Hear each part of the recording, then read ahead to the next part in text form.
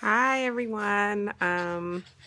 Just getting home from church and wanted to get on here and answer that question because I've been working with a few first-time buyers here in Georgia, and none of their offers have been accepted or they've gotten outbidded, and I can get a sense of frustration from them with the process. So, on average, in a hot market like Atlanta, Detroit, especially where the prices were once low and they're starting to rise back up, you have to submit probably at least 10 offers to get one acceptance. And then that's not to, hi, Pastor Sincere. Email me. I can probably assist you with that if you're in the Georgia or Detroit area. I can definitely assist you with that. Email me at info@the-thomasagency.com. Anyway, hi to everybody again. I'm sorry. My name is Aisha Thomas of the Thomas Agency. I didn't introduce myself. And this is my son, Braxton. And we are assisting people here in Georgia with commercial real estate, where we assist investors and small companies with the sale, transaction, and leasing of property.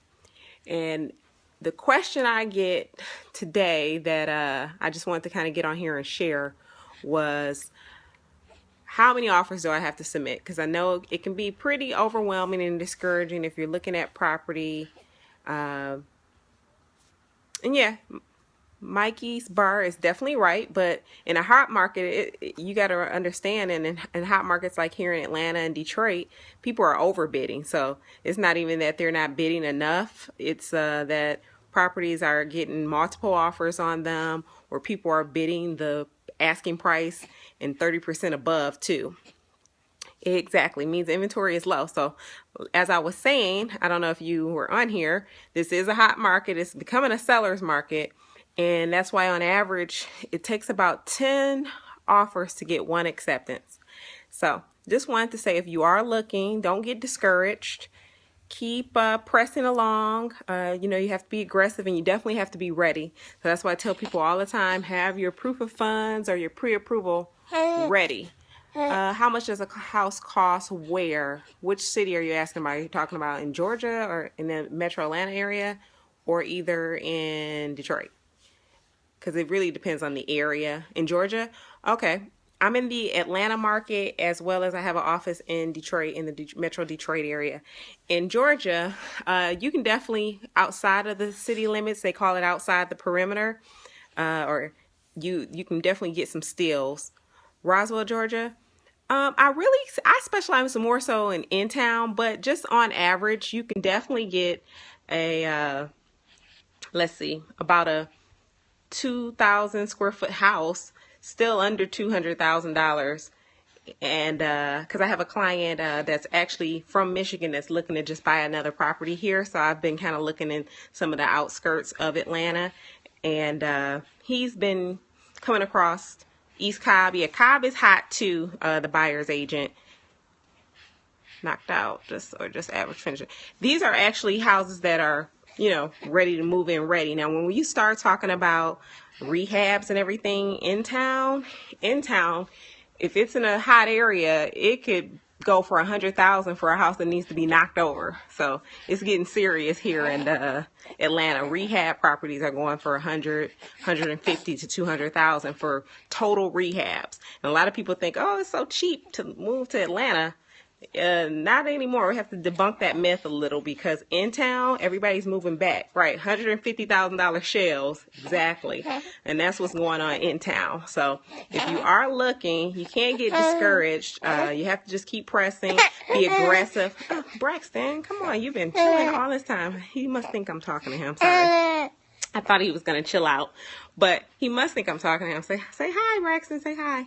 But anyway, as I was saying, you definitely have to be aggressive, be ready to move. Time is of the essence.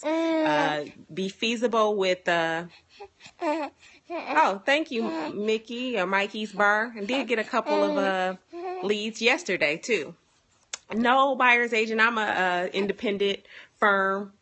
So, you know, I have to grind a little bit harder. I don't have the name recognition. Plus, I just started my company here in Georgia within the past year. So I don't have that big name recognition. So I do a lot of networking, and I'm becoming a little bit more particular about my clientele. I like to work with, I deal with a lot of investors, which is good because they typically know what they want, ready to move. And as I was saying, so when it comes to putting in those 10 offers, you got to have your money ready, your proof of funds ready, be aggressive on pricing, you know, all that. Sometimes the low balling works. It just depends on the circumstances of the property, because I had a client just recently purchase one in a really popular Southwest Atlanta area. It was listed for $150,000, got it for $60,000. And, you know, at first I'm thinking like, they are not going to approve this, but it was a government owned property, had some foundation issues and things of that nature, and they actually accepted $60,000 offer on a house that was listed for $150,000. So there are some deals like that. Those don't happen every day. Okay, Pastor Sincere, I'll definitely respond to your email and see. I hope you included in there what you're looking for, price range if you have one. And I deal with a lot of people who have hard money lenders, so that's kind of like cash to buy to the sellers. So they're usually ready to move. So if anyone has any other questions, I think I saw somebody ask a question about how did I get started. I've been in real estate since 2001. From Detroit. So I started with a small boutique REO firm there, where we were 3.3 million for the church. Okay. Oh, so you already know the location and everything, Pastor Sincere. That's great. Well, that makes it even easier for me. So we can definitely take a look. I'll look at the information once I get off of here and respond to you accordingly. Sorry for all the shaking. I got a squirmy baby, wiggly baby, so that's why my arm keeps moving. Sorry. But as I was saying, in a subdivision, Farmington Express is 550 with commercial houses way under and way above. Okay, well, if that means it's somewhere in the middle. If it's kind of way under and way above, they're trying to price it to move. And, you know, it's really dependent on the condition of the property too. 550. Yeah, I think 360 would be a little insulting. But you know what? I've learned, because I used to be one of those people that would say to my clients, oh, you don't want to insult these sellers. And hey, all they can say is no. So it's worth a shot, especially if the house has been sitting on the market for a while. Thank you, Sky. I was just talking about if you ask what's going on, just on average in an active market, you need to at least submit 10 offers to get one acceptance in a hot market. But for the person about the Farmington question, I'm not going to discourage you from putting in that low offer, even though I used to be adamantly against it. But it really depends on how long the house has been on the market, the condition. You know, whoever, if you already have an agent, or if you need one, I have an agent that she specializes in Farmington Hills, actually, because she lives in that area. She can assist you, but it really depends on the condition, how long they own the property, and all. It's some other factors in there. But so I'm not going to tell you don't try it, but because I've been shocked to get offers accepted that were less than half of the asking price. So don't rule it out. It's worth a shot. Now, if they are insulted, don't be surprised if they don't even respond, because that's usually what happens when you submit like a super low ball insulting offer. The agent may not even respond, let alone reject it, or they'll just respond back with the full asking. They won't even like negotiate with you, because if it's too far apart, they'll just say, they're playing with me. I'm not even going to respond. So that's the only flip side to that you may not get any response at all. But I won't discourage you or your agent to do that. This church is in Maryland. Oh, okay. Pastor Sincere, I would have to refer you to one of my contacts in Maryland, in that area. I think I have someone in Baltimore that could assist you. If you send me your information, I can definitely refer you to someone, because I'm only licensed in Georgia, Michigan, and California. And so somebody was asking how I started. I started in 2001 with a small REO boutique firm where we were doing BPOs and selling foreclosures before the foreclosure spree happened. So I was pretty familiar with that whole process and doing short sales because that's what we specialized in before everybody else got in the game. And so now I'm kind of transitioning now to commercial real estate.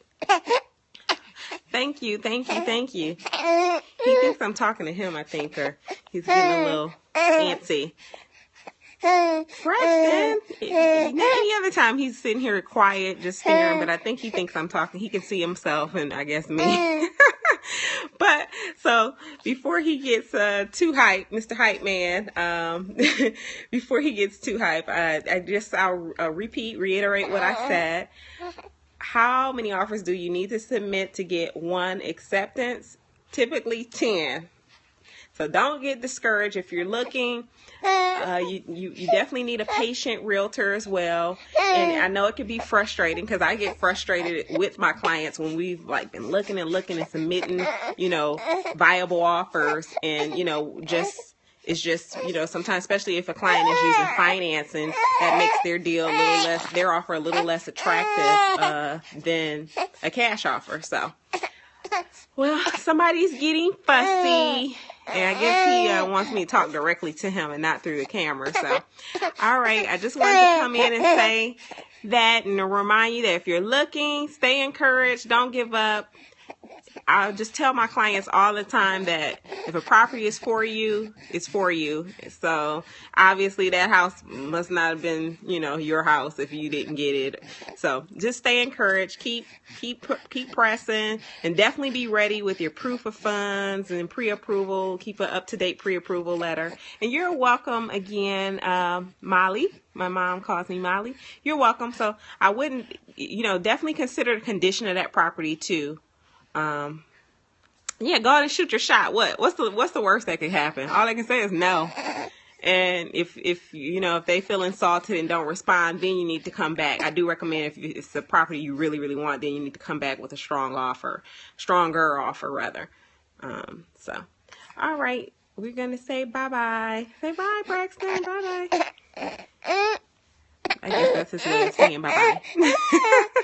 Sorry. All right, everybody. Have a great day. And I may get back on here later when somebody's asleep.